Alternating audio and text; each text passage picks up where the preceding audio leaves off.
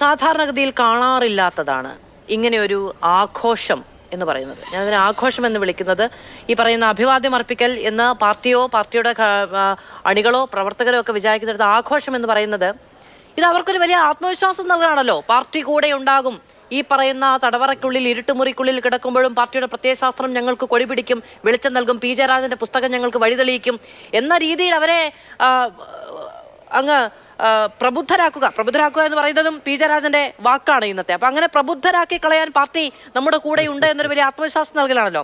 ഇത് വളരെ പ്രാദേശികമായൊരു വികാരമാണോ?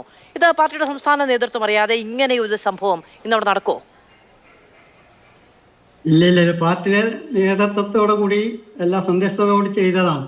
ഇത് ചെയ്ത് സന്ദേശം കൊടുക്കുകയാണ്, ഇന്നും കൊന്നോ ഞങ്ങൾ നിങ്ങൾക്ക് സഹായിക്കാനുണ്ട് എന്നില്ലേ ഒരു സന്ദേശമാണ് CPM-ന്റെ പ്രവർത്തകർക്ക് കൊടുക്കുന്നത്.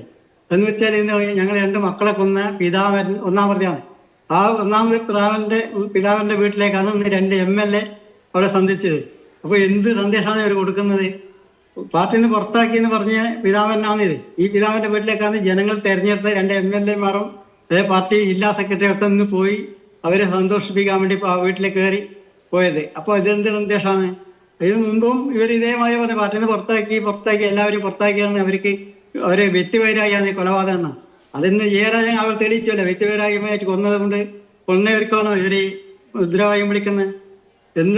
ഇതിന്റെ എന്തെന്ന് നമുക്കൊന്നും മനസ്സിലാവില്ല. ഇന്നും കൊല്ലാൻ വേണ്ടിയിട്ടില്ലേ ഒരു പിന്തുണ കൊടുക്കുകയാണ് ഇവര്. അത്രേ നമുക്ക് പറയാനില്ലുള്ളൂ.